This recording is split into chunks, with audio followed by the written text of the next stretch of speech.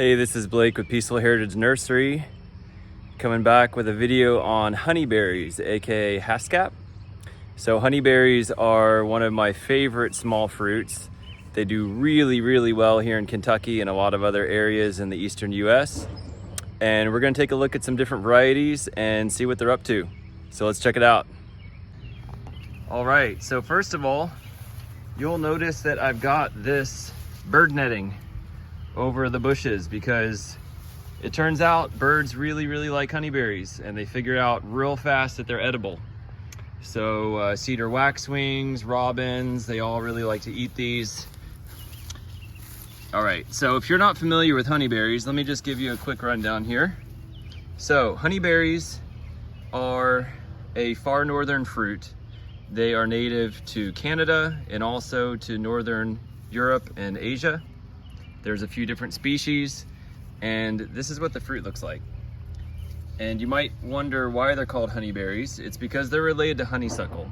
It's not because the berries are honey sweet. So the name is slightly misleading.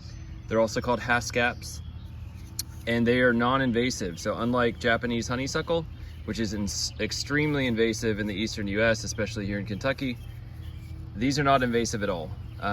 People do not report that these go to seed or spread at all. So for now, we can say they're non-invasive. And this is the fruit. So they make these beautiful little berries. They look somewhat like blueberries, but they're kind of oblong. They've got tiny edible seeds inside, and they need to hang for a while. So once you see them turn blue like this, they really need to hang on there for about another 1 to 2 weeks to really sweeten up. Otherwise they'll be fairly sour. But they do have this delicious sweet tart flavor. They're very soft, kind of grape-like, and the flavor is somewhat akin to blueberries. There's also some strawberry flavor in there, other berry flavors. They've got their own unique thing going, and they are just delicious. As far as antioxidants go, honeyberries are off the charts with antioxidants. They are one of the highest in antioxidant fruits that's ever been studied. They blow blueberries completely out of the water. So the antioxidants, polyphenols, and anthocyanins in this berry is incredibly high. So these are a straight up superfood. And it's May 12th, and this bush is absolutely loaded with very close to being ripe fruit. So they ripen right along the same time with strawberries. So there's some underripe berries on the left, some halfway ripe berry there, and mostly ripe berries here below my fingers. So this variety is called Blue Mist. This is an older variety. Makes a lot of fruit. The fruit's good quality, and it's got this kind of squat form to it. So we're gonna check out another one over here. You can see the berries are shaped a little different on this one. They're very strange, right? Kind of hard to describe. These are Indigo Gem. So there's a series called Indigo. There's Indigo Gem, Indigo Treat. So this one has excellent flavor. They are just really tasty on this one. And you can see lots and lots of berries on here. Lots and lots of berries. Just safe underneath this bird net. All right, I'm gonna crawl out from under this net. We're gonna check out some other ones. So this is a Japanese variety. This one is called Tana, and it is loaded with berries as well. This one's got really pretty berries. It's got a nice shape to this one. They're not quite as awkward as some of the other ones. And you can see it is just loaded down with berries. So some of you might be wondering, well, does this fruit require any special soil treatment or pH or anything like that, like blueberries? And the answer is no. It actually doesn't require any type of soil modification, typically speaking. It just grows well in clay soil. Sandy soil, I'm not sure, maybe. This is a really ripe berry here that fell on the ground. You can see it's got this nice red juice, and there's little bitty seeds in there. So that's what the inside of the fruit looks like, kind of like a grape.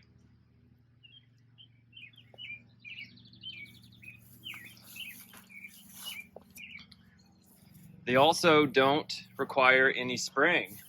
They are extremely disease resistant. This variety here is called Kiko. This is another Japanese variety. Lots of nice berries on this one. So they don't require any spraying. They do get a little bit of powdery mildew if the air circulation is not ideal.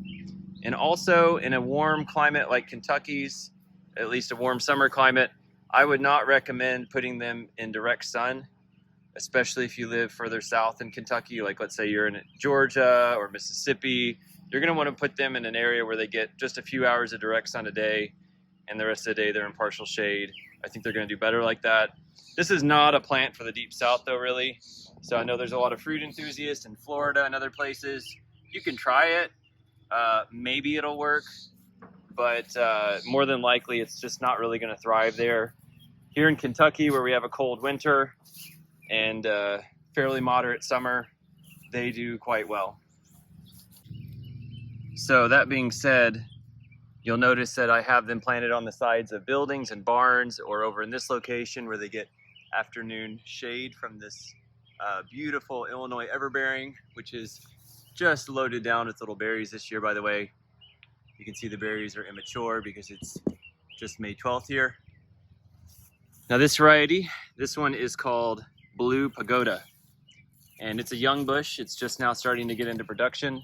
You can see already has lots of really good looking berries on it. Pretty nice size too.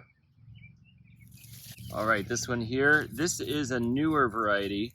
This is called Boreal Beauty. You can see it's got nice plump berries on it and a lot of berries. This bush is loaded. So this is only year 2 for this bush, and you can see it's pretty good size. So it's about chest high, has a close to a 4-foot spread here. It's growing really vigorously. All right, this one here is Boreal Beast, and it's got some big berries on it. I can see something munched that one, so better get some bird netting on these little ones here. This Boreal Beast has really pretty berries on it, and they're quite big. They are very good size.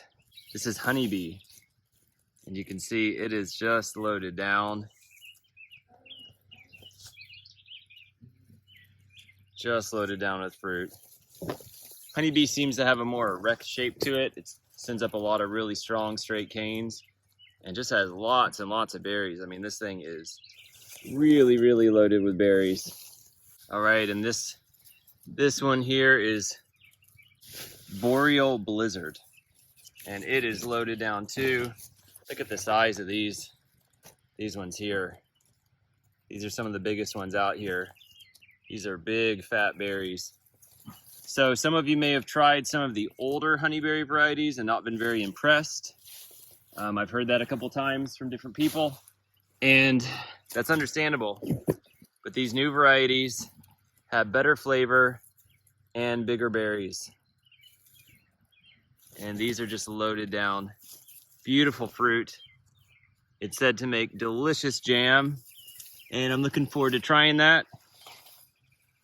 So gonna be picking these soon and cooking them down into some jam.